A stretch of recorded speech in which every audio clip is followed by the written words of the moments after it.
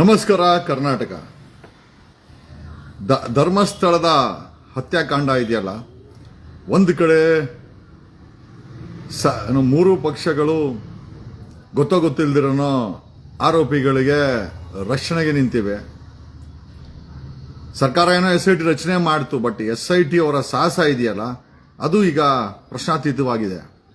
ಜೊತೆಯಲ್ಲಿ ಈ ಧರ್ಮಸ್ಥಳದ ಹತ್ಯಾಕಾಂಡದಲ್ಲಿ ಸಿವಿಲ್ ಸೂಟ್ಗಳನ್ನು ಹಾಕೊಂಡು ಧರ್ಮಸ್ಥಳದ ಹೆಸರನ್ನ ತೆಗಿಬಾರ್ದು ಅಂತ, ಈಗ ಧರ್ಮಸ್ಥಳದ ಹೆಸರು ಎತ್ತಬಾರ್ದು, ಆಮೇಲೆ ಧರ್ಮಸ್ಥಳದ ವೀರೇಂದ್ರ ಹೆಗಡೆ ಹೆಸರು ಎತ್ತಬಾರ್ದು ಅಂತ ಒಂದಷ್ಟು ಪಬ್ಲಿಕೇಶನ್ಸ್ ಆಯಿತು. ನಮಗೂ ಕೂಡ ನೋಟಿಸ್ ಬಂತು 338 ಜನಕ್ಕೆ. ನೆನ್ನೆ ಇದೇ OS ಬಗ್ಗೆ ನೆನ್ನೆ ಅಬ್ಜೆಕ್ಷನ್ ಅನ್ನ ಫೈಲ್ ಮಾಡಕ್ಕೆ ಟೀಮ್ ಆಫ್ ಅಡ್ವೊಕೇಟ್ಸ್ ನೆನ್ನೆ ಫೈಲ್ ಮಾಡಿದೀವಿ. ಬನ್ನಿ, ನೆನ್ನೆ ಇದೇ ವಿಚಾರಕ್ಕೆ ಸಂಬಂಧಪಟ್ಟಂಗೆ ಯಾರ್ಯಾರು ಈ ಕೇಸಲ್ಲಿ ವೀರೇಂದ್ರ ಹೆಗಡೆ ಧರ್ಮಸ್ಥಳದ ಅಪೋಸಿಟ್ ರೆಸ್ಪಾಂಡೆಂಟ್ ಆಗಿ ಅಪಿಯರ್ ಆದ್ರು, ಅಲ್ಲಿ ಜಡ್ಜ್ ಏನ್ ಹೇಳಿದ್ರು, ವೀರೇಂದ್ರ ಹೆಗಡೆ ಮತ್ತೆ ಧರ್ಮಸ್ಥಳ ಹೆಸರು ತಗೊಳ್ಬೋದಾ ತಗೊಳ್ಬಾರ್ದ, ಇದರ ಬಗ್ಗೆ ಒಂದು ಕ್ಲಾರಿಟಿಯನ್ನ ವಕೀಲರ ಕೊಡ್ತಾರೆ. ಈಗ ಮಾತಾಡಕ್ ಕೊಟ್ಟಿರೋರು ನಮ್ಮ ಸ್ನೇಹಿತ, ನನ್ನ ತುಂಬಾ ಆತ್ಮೀಯ ಸ್ನೇಹಿತ ವಕೀಲರಾದಂತ ಪ್ರದೀಪ್ ಅವರು JDS ಅಲ್ಲಿ ಒಂದು ಪ್ರಧಾನ ಕಾರ್ಯದರ್ಶಿಯಾಗಿ ಲೀಗಲ್ ಟೀಮ್ ಅಲ್ಲಿ ಕೆಲಸ ಮಾಡ್ತಾ ಇದ್ದಾರೆ. ಈಗ ನಾನು ಅವ್ರನ್ನ ನೇರ ಸಂಪರ್ಕ ತಗೊಂತೀನಿ. ಓಕೆ, ಅಂಡ್ ನೆಕ್ಸ್ಟ್ ಸರ್ ನಮಸ್ಕಾರ. ನಾನು ಇಲ್ಲಿ ಲೈವ್ ಅಲ್ಲಿ ಇದ್ದೀನಿ. ನಿನ್ನೆ ಈ ಧರ್ಮಸ್ಥಳಕ್ಕೆ ಸಂಬಂಧಪಟ್ಟಂಗೆ ನೀವು ವಕೀಲರು ಒಂದು ಟೀಮ್ ಅಟೆಂಡ್ ಆಯ್ತು, ನೀವು ಅಲ್ಲಿದ್ರಿ ಪ್ರದೀಪ್ ಅವರೇ ಅಲ್ವಾ? ಸರ್, ನಿನ್ನೆ ವಾದ ಏನಾಯ್ತು? ಈ ಧರ್ಮಸ್ಥಳದ ವೀರೇಂದ್ರ ಹೆಗಡೆನ ಮತ್ತೆ ಧರ್ಮಸ್ಥಳದ ಹೆಸರನ್ನ ಬಳಸಬಾರ್ದು ಅಂತ ಮಾಧ್ಯಮಗಳಲ್ಲೆಲ್ಲ ಹೋದ್ರೆ, ಇದ್ರ ಬಗ್ಗೆ ಸಬ್ಮಿಷನ್ ಏನಾಯ್ತು? ಜೊತೆನಲ್ಲಿ ಅಲ್ಲಿದ್ದಂತ ಜಡ್ಜ್ ಸಾಹೇಬ್ರು ಏನ್ ಹೇಳಿದ್ರು ಸರ್? ಆಕ್ಚುಲಿ ಏನಾಯ್ತು ಅಂದ್ರೆ, ಏನು ಅವರು ವೀರೇಂದ್ರ ಹೆಗಡೆ ಅವರು ಮತ್ತು ಅವರ ಬ್ರದರ್ಸ್ ಮತ್ತು ಅವ್ರ ಮಕ್ಕಳು ಅವರು ಏನು ಹಾಕಿದ್ದಾರೆ, ಧರ್ಮಸ್ಥಳದ ಧರ್ಮಾಧಿಕಾರಿಗಳ ಹೆಸರು ಮತ್ತು ವಸೀಂದ್ರ ಜೈನ್ ಅವರ ಕುಟುಂಬಸ್ಥರು ಏನಿದ್ದಾರೆ ಅವರ ಹೆಸರುಗಳನ್ನು ತೆಗೆದುಕೊಳ್ಬಾರದು ಅಂತ ಹೇಳಿ ಏನು ಆದೇಶವನ್ನ ತೆಗೆದುಕೊಂಡಿದ್ರು. ಆ ವಿಚಾರಕ್ಕೆ ಸಂಬಂಧಪಟ್ಟ ಹಾಗೆ ನಾವು ಬಾಲನ್ ಅವರು ನೇತೃತ್ವದಲ್ಲಿ ಬಾಲನ್ ಅವರು, KP ರಂಗನಾಥ್ ಅವರು ಮತ್ತು ನಮ್ಮ ಎಲ್ಲ ವಕೀಲರು ಹಾಜರಾಗಿದ್ವಿ. ಬಾಲನ್ ಅವರು ಅಬ್ಜೆಕ್ಷನ್ ಹಾಕಿ ಇಂಜೆಕ್ಷನ್ ತಗೊಂಡು ಅದನ್ನ ವೆಕೇಟ್ ಮಾಡಿ ಅಂತ ಹೇಳಿ ಅಪೀಲ್ ಮಾಡಿದ್ವಿ. ಅದ್ರ ಮೇಲೆ ಡೀಟೇಲ್ ಆಗಿ ಆರ್ಗ್ಯುಮೆಂಟ್ ಆಯ್ತು. ಆರ್ಗ್ಯುಮೆಂಟ್ ಆದಾಗ ಒಂದು ಆರ್ಗ್ಯುಮೆಂಟ್ ಜಡ್ಜಿ ಏನ್ ಹೇಳಿದ್ರು ಅಂದ್ರೆ, ನಾನು ಕೂಡ ಧರ್ಮಾಧಿಕಾರಿ ಹೆಸರನ್ನು ಉಪಯೋಗಿಸಬೇಡಿ ಅಥವಾ ಧರ್ಮಸ್ಥಳದ ಹೆಸರನ್ನು ಉಪಯೋಗಿಸಬೇಡಿ ಅಥವಾ ಇನ್ನೊಬ್ರು ಕುಟುಂಬದಸ್ಥರ ಹೆಸರು ಹೇಳ್ಬೇಡಿ ಅಂತ ಎಲ್ಲೂ ಹೇಳಿಲ್ಲ. ನಾನು ಹೇಳಿದ ವೆರಿ ಕ್ಲಿಯರ್, ಅವ್ರಿಗೆ ಮಾನ ಹಾನಿ ಆಗುವ ತರ ಅಥವಾ ಇವರೇ ಮೀಡಿಯಾ ಟ್ರಯಲ್ ಆಗಬಾರ್ದು ಅನ್ನೋ ಉದ್ದೇಶದಿಂದ ಕೊಟ್ಟಿದ್ದೇನೆ ಹೊರತು ಅವ್ರ ಹೆಸರನ್ನ ಎಲ್ಲೂ ಹೇಳ್ಬಾರ್ದು ಅನ್ನೋ ವಿಷಯ ಎಲ್ಲೂ ಹೇಳಿಲ್ಲ. ನೀವು ಹೆಸರು ಹೇಳಕ್ಕೆ ಎಲ್ಲಾ ರೈಟ್ಸ್ ಇದೆ, ನೀವು ಹೆಸರನ್ನು ಉಪಯೋಗಿಸಕ್ಕೆ ಎಲ್ಲಾ ರೈಟ್ಸ್ ಇದೆ. ಮುಂದುವರೆದು ಮಾತಾಡಿದ್ರೆ ಅವರು ಕ್ಲೈಂಟ್ ಅಲ್ಲಿ ಒಂದು ಸ್ಟೇಟ್ಮೆಂಟ್ ಎಲ್ಲ ಮಾಡ್ತಾರೆ ಕ್ಲೈಂಟ್ ಅಡ್ವೊಕೇಟ್.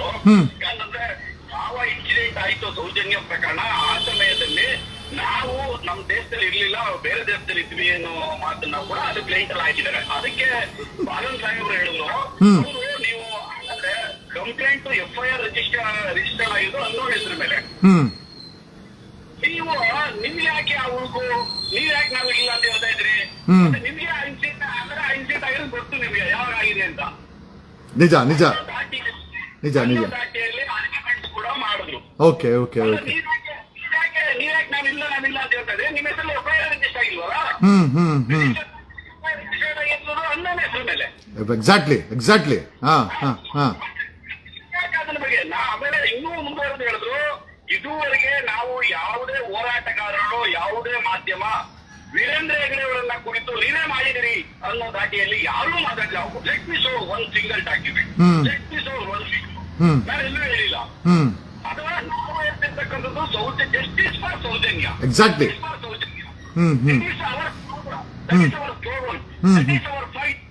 ಅವನ್ನ ನ್ಯಾಯ ಸಿಗಬೇಕು. ಯಾರೋ ಅನ್ನೋ ಗೊತ್ತಿಲ್ಲದಿರೋ ಅಮಾಯಕರನ್ನ ಚೆಕ್ ಮಾಡಕ್ಕೆ ಅನ್ಫಿಟ್ ಆದಂತಹ ಮೆಂಟಲಿ ಡಿಸಾರ್ಡರ್ ಆದಂತಹ ಸಂತೋಷ್ ಅವರ ತಗೊಂಡು ಈ ಕೇಸಲ್ಲಿ ಫಿಟ್ ಮಾಡಿ ಕೇಸನ್ನ ಹಳ್ಳ ಹಿಡಿಯೋ ದಾರಿಯಲ್ಲಿ ಮಾಡಿದ್ರೆ ಅದಕ್ಕೆ ಯಾರ್ಯಾರು ಹಿಂದೆ ಇದ್ದಾರೆ, ಓಕೆ ಪೊಲೀಸರು ನಮ್ಮ ನಮ್ದು ಜಸ್ಟಿಸ್ ಫಾರ್ ಸೌಜನ್ಯ. ಅದಕ್ಕೆ ನಿಮ್ ಹೋರಾಟ ಮಾಡ್ಲಿಕ್ಕೆ ನಮ್ದು ಯಾವುದೇ ವಿರೋಧ ಇಲ್ಲ ಅಂತ ಹೇಳ್ತಿರೋದು. ನೀವು ಹೋರಾಟ ಮಾಡ್ಲಿಕ್ಕೆ, ನೀವು ಕೇಳಕ್ಕೆ freedom of science, freedom of express. Exactly. ಯಾವುದೇ ಕಾರಣಕ್ಕೂ ನಾವು ಕಟ್ಔಟ್ ಮಾಡಕ್ಕಾಗಲ್ಲ. ನಿಮ್ಗೆ ಎಲ್ಲಾ ರೈಟ್ಸ್ ಇದೆ, ಅದನ್ನ ಕೇಳಕ್ ರೈಟ್ಸ್ ಇದೆ, ಕೇಸ್ ಹಾಕಕ್ ರೈಟ್ಸ್ ಇದೆ, ನೀವು ಮಾತಾಡಕ್ ರೈಟ್ಸ್ ಇದೆ. ನಾನು ಮಾಡಿರ್ತಕ್ಕಂಥದ್ದು don't come to the media trial and don't come to the conclusion ಇವರೇ ಮಾಡಿದ್ದಾರೆ ಅನ್ನೋ ರೀತಿ ಆಗಬಾರ್ದು ಅನ್ನೋದು ಕೊಟ್ಟಿದ್ದೇನೆ. ಧರ್ಮಸ್ಥಳದ ಆಮೇಲೆ ಇನ್ನೂ ಮುಂದುವರೆದಿರೋದು ಧರ್ಮಸ್ಥಳ ಹೆಸರನ್ನು ಕ್ಲೈಂಟ್ ಅವರೇ ಮೆನ್ಷನ್ ಮಾಡ್ತಾರೆ. ಕಂಪ್ಲೇಂಟ್ ಅಲ್ಲಿ ಕೂಡ ಏನು ಈಗ ಮುಸುಕುದಾರಿ ವ್ಯಕ್ತಿ ಬಂದಿದ್ದಾರೆ, ಆ ವ್ಯಕ್ತಿ ಕಂಪ್ಲೇಂಟ್ ಅಲ್ಲಿ ಧರ್ಮಸ್ಥಳದಲ್ಲಿ ನಾನು ಊಟಿನ ಹೆಸರನ್ನ ಮೆನ್ಷನ್ ಮಾಡಿದ್ದಾರೆ. ಹೆಸರನ್ನ ಒಂದ್ಸರಿ ಕಂಪ್ಲೇಂಟ್ ಅಲ್ಲಿ FIR ಅಲ್ಲಿ ಆ ಹೆಸರು ಬಂದ್ಬಿಟ್ಮೇಲೆ ನಾವೇ ಕ್ರಿಯೇಟ್ ಮಾಡ್ತಿಲ್ಲ, ಹೋರಾಟಗಾರನ್ ಕ್ರಿಯೇಟ್ ಮಾಡ್ತಾರೆ ಧರ್ಮಸ್ಥಳದ ಹೆಸರನ್ನ. ಮೀಡಿಯಾ ಕ್ರಿಯೇಟ್ ಮಾಡ್ತಿಲ್ಲ. ಕಂಪ್ಲೇಂಟ್ ಅಲ್ಲಿ ಆಲ್ರೆಡಿ ಮೆನ್ಷನ್ ಆಗಿದೆ 20% ಅಟ್ಲೀಸ್ಟ್ ಈ FIR ನಲ್ಲಿ ಅವ್ರು ಧರ್ಮಸ್ಥಳದಲ್ಲಿ ನಾನು ಹೆಣ ಊದ್ತೀನಿ ಅಂತ ಹೇಳ್ತಾರಲ್ಲ ಮುಸುಕುದಾರಿ ವ್ಯಕ್ತಿ. ಹಾಗಾಗಿ ಹೆಸರು ತಗೋಬೇಡಿ ಅಂತ ಹೇಳಕ್ ಆಗಲ್ಲ. ಅದಕ್ಕೆ ಅವ್ರು ಜನರು ಅವ್ರು ತಗೋಬೇಡಿ ಅಂತ ಹೇಳಿಲ್ಲ ಅಂತ ಹೇಳ್ತಾರೆ.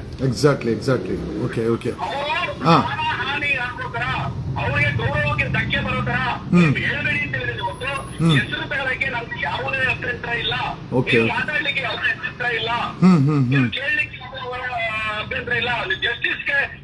ಜಸ್ಟಿಸ್ ಫಾರ್ ಸೌಜನ್ಯ ಅಂತ ಹೋರಾಟ ಮಾಡ್ಲಿಕ್ಕೂ ನಮ್ದು ಯಾವುದೋ ಅಭ್ಯಂತರ ಇಲ್ಲ ಅಂತ ಹೇಳುದು. ಫ್ಯಾಂಟಾಸ್ಟಿಕ್. ನಮ್ಮ ವ್ಯೂವರ್ಸ್ ಹೆಚ್ಚು ಕಡಿಮೆ ಒಂದು 300 ಜನ ನೋಡ್ತಾ ಇದ್ದಾರೆ ಪ್ರದೀಪ್ ಅವರೇ. ಈ ಕ್ಲಾರಿಟಿ ಸಮಾಜಕ್ಕೆ, ಕರ್ನಾಟಕಕ್ಕೆ ಈ ಒಂದು ಹತ್ಯಾಕಾಂಡಕ್ಕೆ ನ್ಯಾಯ ಸಿಗಬೇಕು ಅನ್ನೋರಿಗೆ ಒಂದು ಉತ್ತೇಜನ ಕೊಡುತ್ತೆ. ನಾವು ಕರ್ನಾಟಕದ ಪರವಾಗಿ, ನಮ್ಮ ಪರವಾಗಿ ನಿಜವಾಗ್ಲೂ ನಮ್ಮ ಟೀಮ್ ಏನದಲ್ಲಿ ಪಾಪ ಅಲ್ಲಿ ರೆಪ್ರೆಸೆಂಟ್ ಕೊಟ್ಟರು AP ರಂಗನಾಥ್, ನೀವು Balan sir, if I not wrong advocate Balan sir most argument ಮಾಡಿದ್ದು ಅನ್ಕೊಂತೀನಿ ಅಲ್ವಾ? ಆರ್ಗ್ಯುಮೆಂಟ್ ಮಾಡಿದ್ದು ಇನ್ನೂ ಮುಂದೆ ಇನ್ನೂ ಒಂದು ಮಾತು ಹೇಳಿದ್ರು, ಈ ಘಟನೆ ನಡೆದಿದೆ, ಅದಕ್ಕೆ ನ್ಯಾಯ ಸಿಗಬೇಕು. ನ್ಯಾಯ ಸಿಗಬೇಕು, ಅದಕ್ಕೆ ನಮ್ದು ಯಾವುದೇ ಇದಿಲ್ಲ, ಅಬ್ಜೆಕ್ಷನ್ ಇಲ್ಲ, ನಾವಿಲ್ಲ. ಏನಾಗಿದೆ ಈ ತರದ ಒಂದು ಘಟನೆ ಬರ್ತಾ ಇದೆ, ಆ ಘಟನೆ ಸತ್ಯ ಗೊತ್ತಾಗಿ ಜನಕ್ಕೆ ನಡೀಲಿ, ಆ ಎನ್ಕ್ವೈರಿ ತನಿಖೆ ಆಗಬೇಕು, ಜನಕ್ಕೆ ಗೊತ್ತಾಗ್ಲಿಕ್ಕೆ ಅಂತ ಅನ್ನೋ ಮಾತನ್ನು ಕೂಡ ಹೇಳಿದ್ರು. ಫ್ಯಾಂಟಾಸ್ಟಿಕ್. ನೆಕ್ಸ್ಟ್ ಡೇಟ್ ಹೋಯ್ತಾ ಪ್ರದೀಪ್ ಅವರು? ಇದು ನೆಕ್ಸ್ಟ್ ಡೇಟ್ ಹೋಯ್ತಾ? ನಾಳೆ ಮತ್ತೆ ಇದೆಯಾ? ಕರ್ನಾಟಕದ ಜನತೆಗೆ ನಮ್ಮ ಟೀಮು ಅಥವಾ ನಿಮ್ಮ ಟೀಮು ಇವ್ರ ಮೇಲೆ ನಂಬಿಕೆ ಇದೆ, ಬಾಲನ್ಸರ್ ಮೇಲೆ, AP ರಂಗನಾಥ್ ಅವ್ರ ಮೇಲೆ, ನಿಮ್ ಮೇಲೆ. ಅಫ್ಕೋರ್ಸ್ ನಾನು ಬರ್ಬೇಕಾಗಿತ್ತು, ಕಾರಣಾಂತರಗಳಿಂದ ನನಗೆ ಬೇರೆ ಮ್ಯಾಟ್ರ್ ಇತ್ತು, ಅಲ್ಲಿ ಬರ್ಲಿಕ್ಕಾಗ್ಲಿಲ್ಲ. ಹಾಗಾಗಿನೇ ಕರ್ನಾಟಕದ ಜನತೆಗೆ ನಿಮ್ ಬಾಯಲ್ಲೇ ಕೇಳ್ಸೋಣ, ನೀವು ಅಲ್ಲಿದ್ದವರು ಅಂತ ನಿಮ್ಮನ್ನ ಲೈನಿಗೆ ತಗೊಂಡೆ ಸರ್. Thank you. ಕೇಳಿಸ್ಕೊಂಡ್ರಲ್ಲ, ನಿನ್ನೆ ಈ OS ಈ ಇಂಜಂಕ್ಷನ್ ಆರ್ಡರ್ ಏನಿದೆ ಅದರವಾಗಿ ಅಬ್ಜೆಕ್ಷನ್ ಮತ್ತೆ ನಿನ್ನೆ ಆರ್ಗ್ಯುಮೆಂಟ್ ಇತ್ತು. ನ್ಯಾಯವಾದಿಗಳಾದಂತ ಬಾಲನ್ ಅವರು ಅಪಿಯರ್ ಆಗಿದ್ರು. AP ರಂಗನಾಥ್ ನನ್ನ ಜೊತೆಗೆ ಮಾತಾಡಿದ್ದು ಪ್ರದೀಪ್ ಅಂತ ನಮ್ಮ JDS ನ ಲೀಗಲ್ ಟೀಮ್ ಅಲ್ಲಿ ಇದ್ದಾರೆ. ನಾವು ಪಕ್ಷಾತೀತವಾಗಿ ವಕೀಲರುಗಳು ಈ ಒಂದು ಕೇಸಿಗೆ ಬೆನ್ನಿಗೆ ನಿಂತಿದ್ದೀವಿ, ನ್ಯಾಯ ಸಿಗಲೇಬೇಕು ಅಂತ. ಬಾಲನ್ ಅವರು ಜಡ್ಜ್ ಸಾಹೇಬರ ಮುಂದೆ ಸಬ್ಮಿಷನ್ ಅಲ್ಲಿ ಕೇಳಿದಂತ ಪ್ರಶ್ನೆ ಏನಂತಂದ್ರೆ, ಸರ್ ಹೆಸರು ತಗೊಳ್ಬಾರ್ದಂತೆ, ವೀರೇಂದ್ರ ಹೆಗಡೆ ಹೆಸರು ತಗೊಳ್ಬಾರ್ದಂತೆ, ಅವ್ರ ಕುಟುಂಬದ ಹೆಸರು ತಗೊಳ್ಬಾರ್ದಂತೆ, ಧರ್ಮಸ್ಥಳಗಳ ಹೆಸರು ತಗೊಳ್ಬಾರ್ದಂತೆ, ಇದಕ್ಕೆ ಇಂಜೆಕ್ಷನ್ ಹೆಂಗ್ ಕೊಟ್ರಿ ಅಂತ ನಿನ್ನೆ ಪ್ರಶ್ನೆ ಮಾಡಿದ್ದಾರೆ ಜಡ್ಜ್ ಸಾಹೇಬರಿಗೆ. ಸೊ ಜಡ್ಜ್ ಸಾಹೇಬ್ರು ಏನ್ ಹೇಳಿದ್ದಾರೆ, ನಾನು ಎಲ್ಲೂ ಕೂಡ ಧರ್ಮಸ್ಥಳದ ಹೆಸರನ್ನು ತಗೊಂಬೇಡಿ, ವೀರೇಂದ್ರ ಹೆಗಡೆ ಹೆಸರನ್ನು ತಗೊಂಬೇಡಿ ಅಂತ ನಾನು ಎಲ್ಲೂ ಹೇಳಿಲ್ಲ. Let me clarify, you can take, ನೀವುಗಳು ವೀರೇಂದ್ರ ಹೆಗಡೆ ಹೆಸರನ್ನ, ಅವ್ರ ಕುಟುಂಬದ ಹೆಸರನ್ನ ತಗೊಳ್ಬಹುದು, ಆಮೇಲೆ ಧರ್ಮಸ್ಥಳ ಹೆಸರನ್ನು ತಗೊಳ್ಬಹುದು, ಅದಕ್ಕೆ ನಮ್ಮದು ಯಾವುದು ಕೂಡ ಅಬ್ಜೆಕ್ಷನ್ ಇಲ್ಲ. ಬಟ್ ಒಂದಂತೇನಂತಂದ್ರೆ, ಅವರು ಕೊಲೆ ಮಾಡಿದ್ದಾರೆ ಅಂತ ತೀರ್ಪನ್ನ ಕೊಡಕ್ ಹೋಗ್ಬೇಡಿ, ಮೀಡಿಯಾ ಟ್ರಯಲ್ ನ ಮಾಡಬೇಡಿ. ಏನು ಅಲ್ಲಿ ನಡೀತಾ ಇದೆ ಅದನ್ನ ತೋರ್ಸಕ್ಕೆ, ಧರ್ಮಸ್ಥಳದ ಹೆಸರನ್ನ ಉಪಯೋಗಿಸಕ್ಕೆ ಈ ಒಂದು ಕೋರ್ಟು, ಈ ಒಂದು ನ್ಯಾಯಾಲಯ ಅಡ್ಡ ಬಂದಿಲ್ಲ, ಮತ್ತೆ ಆ ರೀತಿಯ ಆದೇಶವನ್ನ ನಾನು ಮಾಡಿಲ್ಲ. ಏನಂತಂದ್ರೆ, ವೀರೇಂದ್ರ ಹೆಗಡೆ ಹೆಸರನ್ನ ಧರ್ಮಸ್ಥಳದ ಹೆಸರು ಬಳಸಬೇಕಾದ್ರೆ ಅವರ ಮೇಲೆ ಆರೋಪಗಳ ಈ ರೀತಿ ಕಂಪ್ಲೇಂಟ್ ಆಗಿದೆ ಅಂತ ಹೇಳ್ಬೇಕೆ ಹೊರತು ಯಾವುದೇ ಕಾರಣಕ್ಕೂ ತೀರ್ಪಾಗಿದೆ ಅಂತ ನೀವ್ಯಾರು ಬಳಸಬೇಡಿ. ಅಷ್ಟು ಬಿಟ್ರೆ ಆಮೇಲೆ ಈ ಕೇಸ್ಗೆ ನ್ಯಾಯ ಸಿಗಲೇಬೇಕು ಅಂತ ಇವನ್ ಈ ಕೋರ್ಟು ಸಹ ಈ ಒಂದು ಜನರ ಜೊತೆನಲ್ಲಿದೆ ಅಂತ ಈ ಒಂದು ವಿಚಾರವನ್ನ ಅಲ್ಲಿ ಪ್ರೆಸೆಂಟ್ ಮಾಡಿದ್ರು. ಆಮೇಲೆ ಸೌಜನ್ಯ ಕೇಸ್ದು ಕೂಡ ಅವ್ರು ಹೇಳಿದಂತೆ ಸೌಜನ್ಯ ಕೇಸ್ ಆದಾಗ ನಾವು ದೇಶದಲ್ಲೇ ಇರ್ಲಿಲ್ಲ ಅಂತ. ಅದಕ್ಕೂ ಕೂಡ ಅಡ್ವೊಕೇಟ್ ಬಾಲನ್ ಅವರು ಅಲ್ಲ ರೀ ನಿಮಗೆ ಗಿಲ್ಟಿ ಯಾಕೆ, ವೈ ಆರ್ ಯು ಗಿಲ್ಟಿ ಅಂದ್ರೆ ಪೆಟಿಷನರ್ ಅಡ್ವೊಕೇಟ್ಗೆ ಕೇಳದಂತೆ. ಈ ಧರ್ಮಾಧಿಕಾರಿ ಹರ್ಷೇಂದ್ರ ಜೈನ್ ಅವರ ಅಡ್ವೊಕೇಟ್ಗೆ ಆರ್ಗ್ಯುಮೆಂಟ್ ಏನು ಅಂತಂದ್ರೆ, ನಿಮಗೆ ಗಿಲ್ಟಿ ಯಾಕೆ, ನೀವು ದೇಶದಲ್ಲಿಲ್ಲ ಅಂತಂದ್ರೆ ಸೌಜನ್ಯ ಕೇಸಲ್ಲಿ ನಿಮಗೆ ಗಿಲ್ಟಿ ಯಾಕೆ. ಆಮೇಲೆ ಬಾಲನ್ ಅವರು ಇದನ್ನು ಪ್ರೆಸೆಂಟ್ ಮಾಡಿದ್ದಾರೆ, ನಾವ್ ಯಾರು ಹೆಸರನ್ನ ತಗೊಂತಾ ಇಲ್ಲ. ಆ ಒಂದು ಮುಸುಕುದಾರಿ ವ್ಯಕ್ತಿ ಕೊಟ್ಟಿರುವಂತ ಕಂಪ್ಲೇಂಟ್ ಅಲ್ಲಿ ನಾನು ಧರ್ಮಸ್ಥಳದಲ್ಲಿ ಕೆಲಸ ಮಾಡ್ತಾ ಇದ್ದೆ, ಪ್ರೈಮಾ ಫೇಶಿಯಾ ಧರ್ಮಸ್ಥಳದ ಹೆಸರನ್ನ ಕಂಪ್ಲೇಂಟೇ ಮೆನ್ಷನ್ ಮಾಡಿದಾನೆ. ನಾವ್ ಯಾರು ಅನಾವಶ್ಯಕವಾಗಿ ಧರ್ಮಸ್ಥಳದ ಹೆಸರನ್ನ ಬೆಳೆಸ್ತಾ ಇಲ್ಲ, ಧರ್ಮಸ್ಥಳದ ಏನೋ ಈ ಕುಟುಂಬದ ಕೆಳಗಡೆ ನಾವು ಕೆಲಸ ಮಾಡ್ತಾ ಇದ್ದೆ ಅಂತ ಅವನು ಮೆನ್ಷನ್ ಮಾಡಿದಾನೆ. ಹಾಗಾಗಿ ಧರ್ಮಸ್ಥಳ ಮತ್ತೆ ಈ ಕುಟುಂಬದ ಹೆಸರನ್ನ ನಾವು ಸಾಂದರ್ಭಿಕವಾಗಿ ಬಳಸ್ತಾ ಇದೀವಿ ಅಂತಂದಿದ್ದಕ್ಕೆ ಈ ಒಂದು ಹೆಸರನ್ನ ಬಳಸಲಿಕ್ಕೆ ನಮ್ಮ ಕೋರ್ಟ್ ಇಂದ ಯಾವುದೇ ಅಬ್ಜೆಕ್ಷನ್ ಇಲ್ಲ ಅಂತ ಹೇಳಿ ಜಡ್ಜ್ ಸಾಹೇಬರು ಈಗ ಕೇಳಿದ್ರಲ್ಲ, ಪ್ರದೀಪ್ ಅಲ್ಲೇ ಇದ್ರು, ಅಡ್ವೊಕೇಟ್ ಪ್ರದೀಪ್ ಅವರು, ರಂಗನಾಥ್ ಅವರು, ಅಡ್ವೊಕೇಟ್ ಬಾಲನ್ ಅವರು ಆರ್ಗ್ಯುಮೆಂಟ್ ಮಾಡಿದ್ದು. So we wanted to clarify, ಯಾವುದೇ ಕಾರಣಕ್ಕೂ ಈ ರೀತಿ ಮಾಧ್ಯಮದವರು ಹೆಸರನ್ನ ಬಳಸಬಾರ್ದು. ಯಾರಪ್ಪನ ಆಸ್ತಿ ಹೆಸರನ್ನ ಬಳಸಬೇಡಿ ಅಂತ ಹೇಳೋಕೆ ಈಗ ಜಡ್ಜ್ ಅವರೇ ಕ್ಲಾರಿಫೈ ಮಾಡಿದರೆ. ಅಲ್ಲಿದ್ದಂತ ಪ್ರೆಸೆಂಟ್ ಇದ್ದಂತ ಅಡ್ವೊಕೇಟ್ಗಳಲ್ಲಿ ಒಬ್ಬರಾದಂತ ಪ್ರದೀಪ್ ಅವರು ನಿಮ್ಗೆ ಓಪನ್ ಆಗಿ ಹೇಳಿದ್ರು, and it is very well clarified that ಏನೋ ಧರ್ಮಸ್ಥಳದ ಹೆಸರನ್ನ, ವೀರೇಂದ್ರ ಹೆಗ್ಡೆ ಕುಟುಂಬದ ಹೆಸರನ್ನ ಬಳಸಬಹುದು, ಬಟ್ ನಾವ್ ಯಾರು ಕೂಡ ಇವ್ರ ಅಪರಾಧಿಗಳಂತ ನಾವ್ ಯಾರು ಹೇಳಂಗಿಲ್ಲ.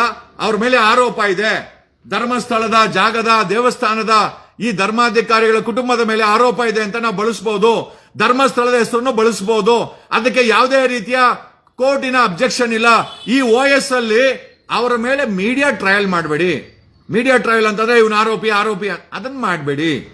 ಆಮೇಲೆ ಅವ್ರ ಹೆಸರಿದೆ, ನೀವು ಬಳಸಬಹುದು, ಧರ್ಮಸ್ಥಳದ ಹೆಸರನ್ನು ಬಳಸಬಹುದು ಅಂತ ನೆನ್ನೆ ನ್ಯಾಯಾಧೀಶರು ತಮ್ಮ ವಿಚಾರವನ್ನ ಓಪನ್ ಕೋರ್ಟ್ ಅಲ್ಲಿ ತಿಳಿಸಿದ್ದಾರೆ. ಹಾಗಾಗಿ ಮಾಧ್ಯಮದ ಮಿತ್ರರಿಗೆ ನಾವು ಕೇಳೋದೇನು ಅಂತಂದ್ರೆ, ದಯಮಾಡಿ ಯಾರು ಭಯ ಬೀಳಕ್ ಹೋಗ್ಬೇಡಿ. ಅಂಡ್ ಒಂದು 500ಕ್ಕೂ ಹೆಚ್ಚು ಅಡ್ವೊಕೇಟ್ಸ್ ಸಾರ್ವಜನಿಕ ಹಿತಾಸಕ್ತಿನಲ್ಲಿ ಬಾಲನ್ನು, AP ರಂಗನಾಥ್, ಪ್ರದೀಪ್, ನಾವು ಎಲ್ಲರೂ, ನಾನು ನಿನ್ನೆ ಹೋಗ್ಬೇಕಾಗಿತ್ತು, ನನಗೆ ಮ್ಯಾಜಿಸ್ಟ್ರೇಟ್ ಕೋರ್ಟ್ ಅಲ್ಲಿ ಬೇರೆ ಬೇರೆ ಮ್ಯಾಟರ್ಸ್ ಇತ್ತು, ನಾನು ಹೋಗಕ್ ಆಗಿಲ್ಲ. ಬಟ್ ನಾನು ಪ್ರದೀಪ್ ನೀವು ಹೋಗಿ ಅಲ್ಲಿ ಅಟ್ಲೀಸ್ಟ್ ನಂಗೆ ಅಪ್ಡೇಟ್ ಕೊಡಿ ಅಂತಂದ್ರೆ ಪ್ರದೀಪ್, ಬಾಲನ್ ಸರ್ ಎಲ್ಲರೂ ನೆನ್ನೆ ತುಂಬಾ ಚೆನ್ನಾಗಿ ಆರ್ಗ್ಯುಮೆಂಟ್ ಬಂತು. ಪ್ರಶ್ನೆ ಇಷ್ಟೇನೆ, ನೆನ್ನೆ ಒಂದು ಆರೋಪ ಕಂಪ್ಲೇಂಟ್ ಅಲ್ಲಿ ಇದೆ, ಅವನ ಹೆಸರು ತಗೊಂಬೇಡ ಅಂತ ಕೋರ್ಟ್ ಹೆಂಗ್ ಇಂಜೆಕ್ಷನ್ ಕೊಡಕ್ಕಾಗತ್ತೆ? ಇದೇ ಪ್ರಶ್ನೆಯನ್ನ ಅಡ್ವೊಕೇಟ್ ಬಾಲನ್ ಅವರು ನ್ಯಾಯಾಧೀಶಕ್ಕೆ ಕೇಳಿದ್ರು. ನ್ಯಾಯಾಧೀಶರು ವೆರಿ ಕ್ಲಿಯರ್ ಆಗಿ ಹೇಳಿದ್ರು, ನೀವು ಬಳಸಬಹುದು, ಬಟ್ ಎಲ್ಲೂ ಕೂಡ ಕೆಟ್ಟ ಪದಗಳನ್ನ ಬಳಸಕ್ ಹೋಗ್ಬೇಡಿ, ಆಮೇಲೆ ಅವರ ರೆಪ್ಯುಟೇಷನ್ ಡ್ಯಾಮೇಜ್ ಮಾಡಕ್ ಹೋಗ್ಬೇಡಿ, ಪರ್ಟಿಕ್ಯುಲರ್ ಆಗಿ ಆರೋಪ ಇದೆ, ಆರೋಪ ಅಂತಾನೆ ಬಳಸಿ, ಅಪರಾಧಿ ಅಂತ ಎಲ್ಲಿ ಮೆನ್ಸಕ್ ಹೋಗ್ಬೇಡಿ. ಹಾಗಾಗಿ ಮೀಡಿಯಾ ಟ್ರಯಲ್ ಮಾಡೋದ್ ಬೇಡ ಅಂತ ನಾನು ಹೇಳದೆ ಹೊರತು, ನಮ್ಮ ಆದೇಶದಲ್ಲಿ ಕ್ಲಿಯರ್ ಆಗಿದೆ ಅಂತ ಹೇಳಿ ನೆನ್ನೆ ನ್ಯಾಯಾಧೀಶರು ನಮ್ಮ ವಕೀಲರುಗಳಿಗೆ, ನಮ್ಮ ಟೀಮ್ ಆಫ್ ವಕೀಲರುಗಳಿಗೆ ತಮ್ಮ ವಿಚಾರವನ್ನ ಕ್ಲಾರಿಫೈ ಮಾಡಿದ್ದಾರೆ. ಹಾಗಾಗಿ ಧರ್ಮಾಧಿಕಾರಿಗಳ ಹೆಸರನ್ನು ಧರ್ಮಾಧಿಕಾರಿಗಳನ್ನ ನಾನೇ ಕೇಳಬೇಕು, ವೀರೇಂದ್ರ ಜೈನು, ಹರ್ಷೇಂದ್ರ ಜೈನ್ ಹೆಸರುಗಳನ್ನ ಯಾರು ಆರೋಪಿ ಅಂತ ಅವನು ಮೆನ್ಷನ್ ಮಾಡಿದ, ಯಾರ ಮೇಲೆ ಆರೋಪ ಅಂತ ಇದೆ, ಅವರು ಅದನ್ನ ನಾವು ಆರೋಪ ಮುಕ್ತವಾಗಿ ಮಾಡ್ಕೊಳಕ್ಕೆ ಅವ್ರಿಗೆ ಅವಕಾಶ ಇದೆ, ಕಾನೂನಿದೆ, ಕೋರ್ಟ್ ಇದೆ, ಟ್ರಯಲ್ ನ ಫೇಸ್ ಮಾಡಿ ಅವ್ರು ಮಾಡ್ಕೊಂಡ್ಲೇ ಹೊರತು ನಾನು ಕರ್ನಾಟಕದ 6 ಕೋಟಿ ಜನರಿಗೆ, ಎಸ್ಪೆಷಲಿ ಮೀಡಿಯಾಗಳಿಗೆ, ಯೂಟ್ಯೂಬರ್ಸ್ಗೆ ವೆಲ್ ಕ್ಲಾರಿಫೈ ವಿಚಾರ. ಓಕೆ, ನಾನು ಬೇಕಾದ್ರೆ ಪ್ರದೀಪ್ ಅವರ ನಂಬರ್ ಬೇಕಾದ್ರೆ ಹಾಕ್ತೀನಿ, ನಿಮ್ಗೆ ಡೌಟ್ ಇದ್ರೆ ಬಾಲನ್ ಅವ್ರ ನಂಬರ್ ಹಾಕ್ತೀನಿ, ಯು ಕ್ಯಾನ್ ಕಾಂಟ್ಯಾಕ್ಟ್, ವಾಟ್ಸ್ಆಪ್ ಅಲ್ಲಿ ಬೇಕಾದ್ರೆ ಕಾಂಟ್ಯಾಕ್ಟ್ ಮಾಡಿ, ಯು ಕ್ಯಾನ್ ಕ್ಲಾರಿಫೈ ಇಟ್ಟು.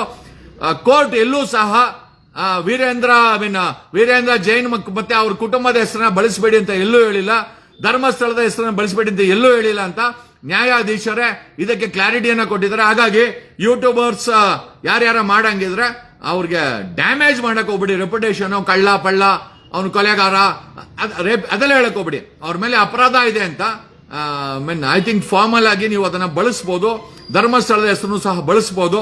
ಒಂದು ದೊಡ್ಡ ಟೀಮ್ ಈ ಒಂದು ವಿಚಾರದಲ್ಲಿ ನಾವೆಲ್ಲ ರೆಡಿ ಮಾಡ್ತಾ ಇದ್ದೀವಿ. We are going to definitely 6 ಕೋಟಿ ಕನ್ನಡಿಗರ ವಿಚಾರದಲ್ಲಿ ನ್ಯಾಯವಾದಿಗಳ ಒಂದು ಟೀಮ್ ಬೇಕಾಗಿತ್ತು. ನೆನ್ನೆ ನಾವೆಲ್ಲ ಸೇರ್ಕೊಂಡು ಅದನ್ನ ಮಾಡ್ತಾ ಇದ್ದೀವಿ. ನಾನು ಕೂಡ I M A part of it. But ಪ್ರಶ್ನೆ ಏನಪ್ಪಾ ಅಂತಂದ್ರೆ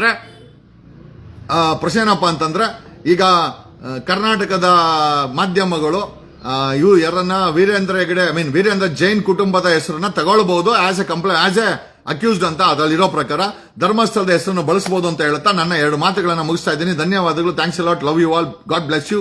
ಹ್ಯಾವ್ ಎ ನೈಸ್ ಡೇ.